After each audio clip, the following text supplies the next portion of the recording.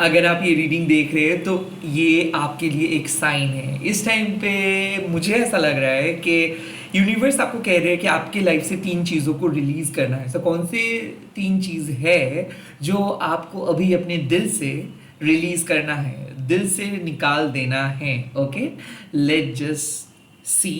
चाहे आप किसी भी धर्म के अंदर क्यों ना हो, आप ये रीडिंग को देख सकते हो।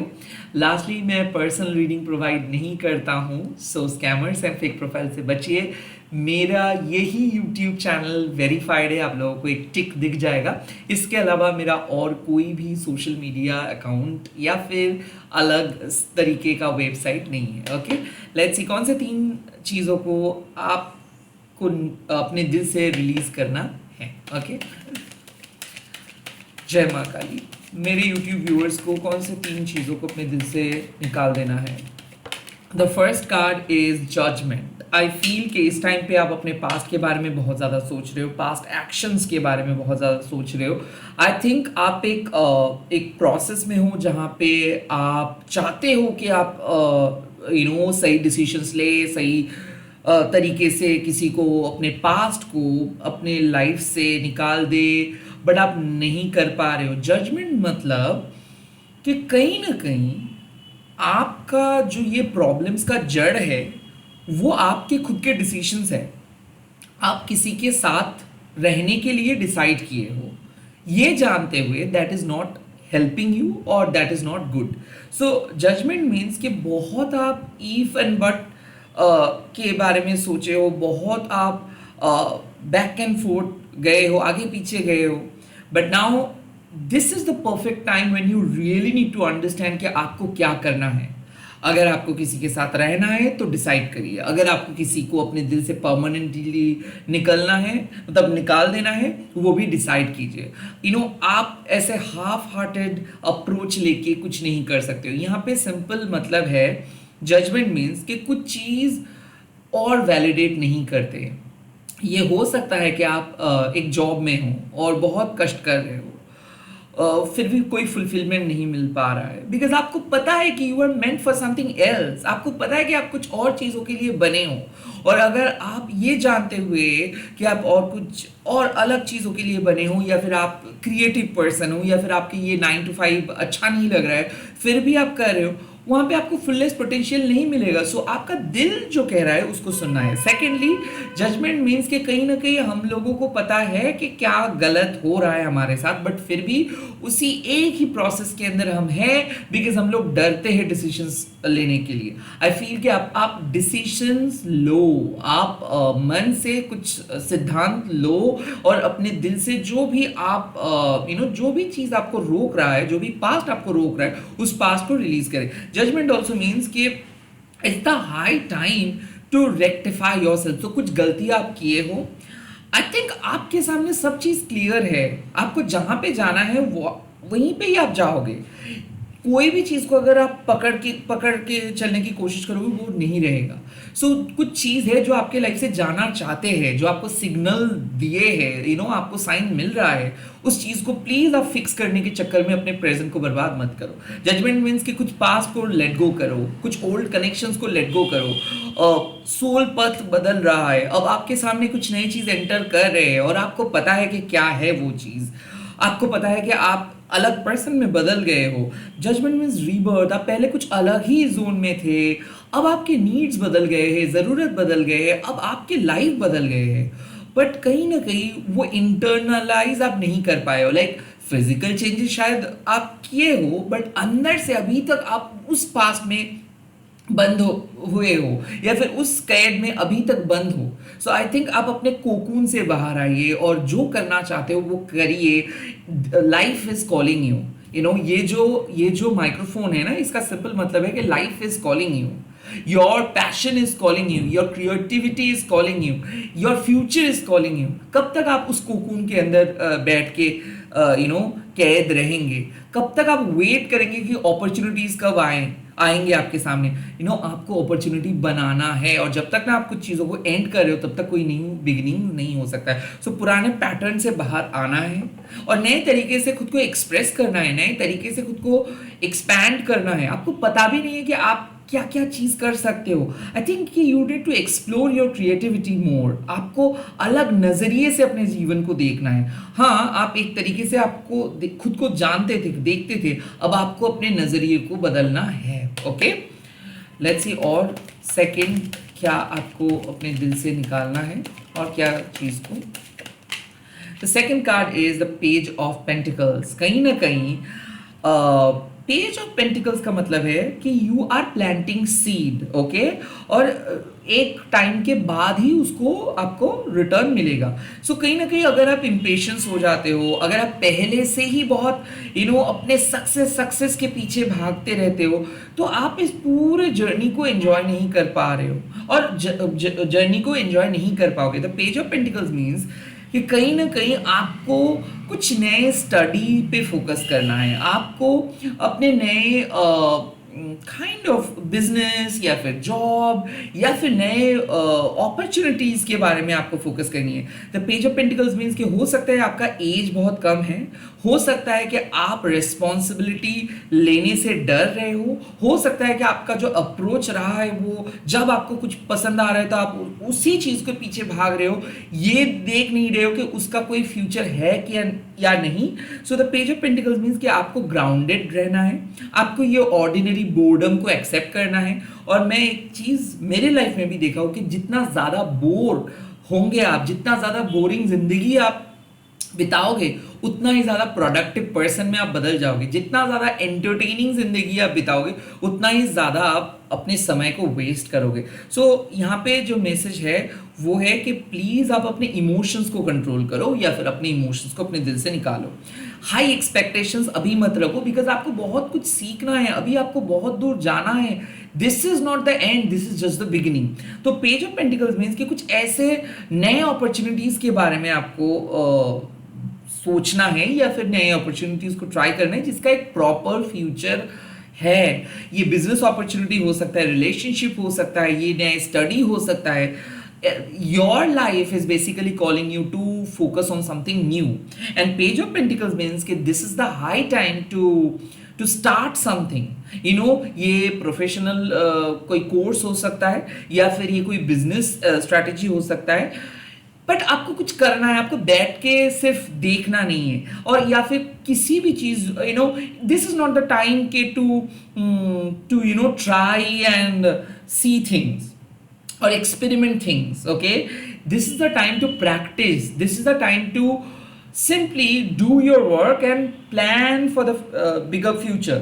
So कुछ चीज ऐसे है जो आपको अभी रिजल्ट देखने को नहीं मिलेगा, कुछ चीजों को आपको कंटिन्यू करना है, कंसिस्टेंटली करना है। लाइक ये जो पेज ऑफ पेंटिकल्स मतलब क्या है ना, कि आपको अपने लक्ष्य को स्थिर रखना है, आपको अपने टारगेट को सेट करना है, और वो टारगेट आपको 1 साल के अंदर नहीं हो सकता है। वो चीज़ करीबन मुझे ऐसा लग रहा है कि वो आप 1-2 साल खुद को दो, कुछ चीज़ों को और बेहतर तरीके से जानो और बेहतर तरीके से प्रैक्टिस करो और कंसिस्टेंट आपको बनना है, तब जाके आपको फ्रूटफुल रिजल्ट मिलेगा। तो पहला है कि इम्पेशंस आपको नहीं होना है, बहुत जल्दी सक्सेस के पीछे आपको भागना नहीं है, बहुत जल्दी आपको गिव अप नहीं करना है, बहुत जल्दी आपको एकदम नतीजे पे, कंक्लूजन्स पे पहुंचना नहीं है।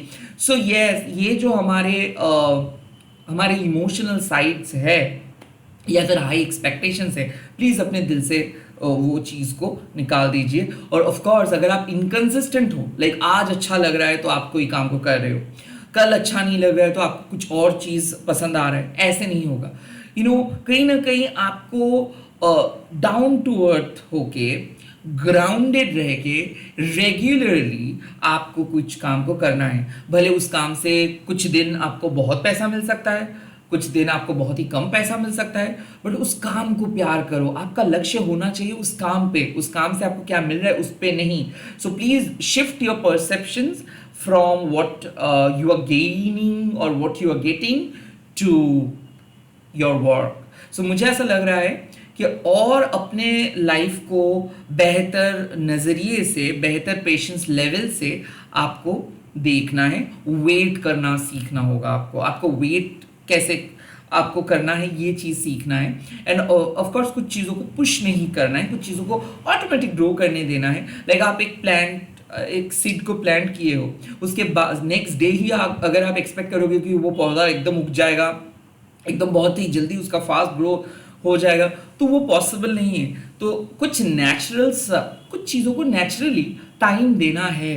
तो आपको भी यूनिवर्स कह रहे, माँ काली कह रहे कि कल्टीवेट कीजिए, आपके जो कला है उसको चर्चा कीजिए। डेली अगर आप कोई चीज़ों को कंसिस्टेंटली कल्टीवेट करेंगे, at the end of a year और अ to, you will be able to get the clarity, you will be able to do that same thing smoothly. So मुझे ऐसा लग रहा है कि आपको कुछ नए चीज़ के ऊपर फोकस करना है, एज इफ आप एक स्टूडेंट हो और वो नई चीज़ आपके सिलेबस है, तो आपको कुछ नए सिलेबस को कंप्लीट करना है। और अगर आप डिफरेंट तरीका ट्राई कर रहे हो, डिफरेंट अप्रोच ले रहे हो, तो यहाँ पे यूनिवर्स कह रहे हैं कि cut down all your expectations, cut down all your emotional value. Simply जो चीज़ फ्यूचर के लिए बहुत अच्छा है, जो चीज़ पुख्ता है, जो चीज़ एक स्ट्रॉन्ग फ्यूचर की तरफ आपको लेके जा रहे हैं, उसी चीज़ को ऊपर आपका फोकस होनी चाहिए, लक्ष्य उसी चीज़ के ऊपर होनी चाहिए। आई फील कि यूनिवर्स कह रहे हैं कि कंसिस्टेंटली काम करते जाओ, अभी फल का चिंता मत करो। ओके, लेट्स सी और क्या लास्ट चीज़ है जो आपको अभी अपने दिल से निकालना है। ओके, ये है two of pentacles. This is great. Two of pentacles means कि कहीं ना कहीं क्या होता है कि मल्टीपल रिस्पॉन्सिबिलिटी, मल्टीपल चीज़ों के ऊपर आपका फोकस आप शायद दे रहे हो। इससे क्या हो रहा है ना कि कोई भी चीज़ कंप्लीटली नहीं हो पा रहा है। ये जो आपका लाइफ है ना, ये रोलर कोस्टर चल रहा है। क्यों? क्योंकि आप सभी चीज़ में अच्छा बनने की कोशिश कर रहे हो, या फिर इधर आप बहुत खुश या फिर आप बहुत डिप्रेस।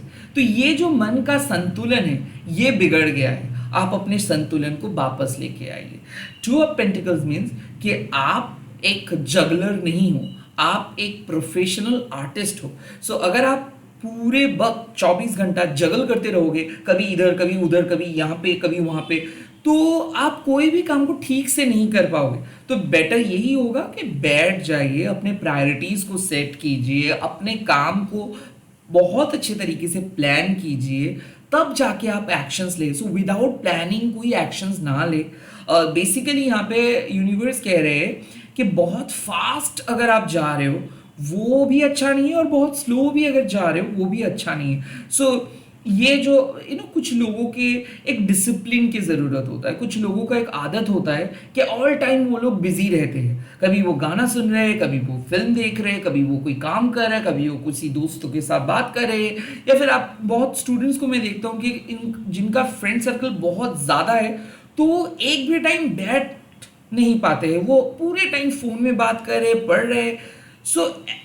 कुछ समय के लिए आपको चुपचाप बैठना है, आपको देखना है कि क्या हो रहा है, लाइफ क्या बोल रहे है और आप क्या कर रहे हो। समय को आप यूटिलाइज नहीं कर पा रहे हो। अपने दिल से क्या निकालना है आपको?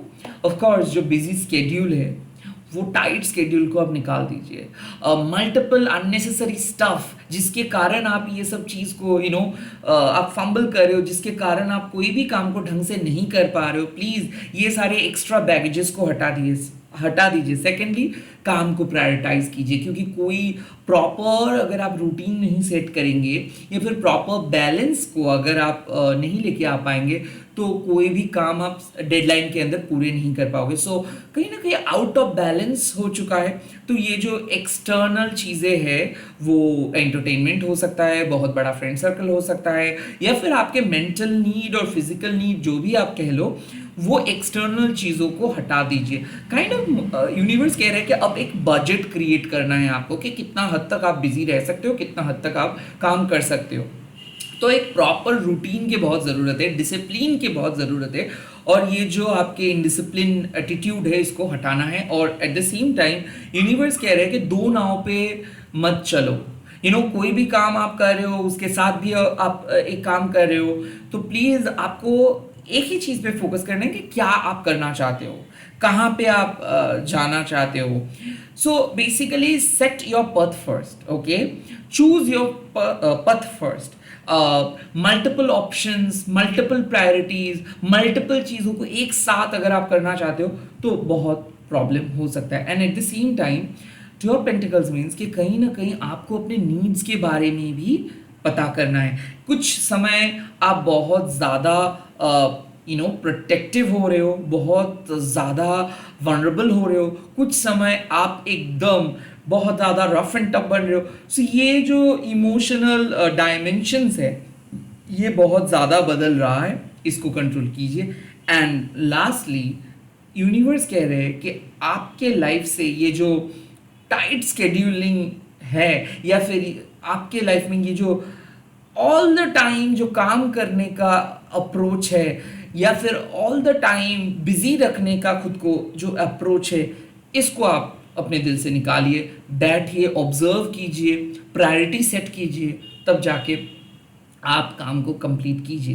पहले ही without thinking, without making any plan आप कोई भी काम को स्टार्ट नहीं कीजिए। टू ऑफ पेंटिकल्स मीन्स कि अगर आप कुछ चीज़ों को लेके बहुत ज़्यादा कंफ्यूज हो रहे हो और आपको समझ में नहीं आ रहा है कि क्या करें, कैसे आप कुछ चीज़ों को क्लोजर दे, then it's a high time to sit and talk to a therapist or a professional, even with your parents, and then कुछ चीज़ों को एंड करिए, कुछ चीज़ों को कुछ देर के लिए पॉज कीजिए एंड देन कुछ चीज़ों को स्टार्ट कीजिए। आई फील कि दोनों तरीके से अगर आप कोई काम को करना चाहते हो नहीं होगा, या फिर दोनों काम को एक साथ साइमल्टेनियसली करना चाहते हो नहीं होगा।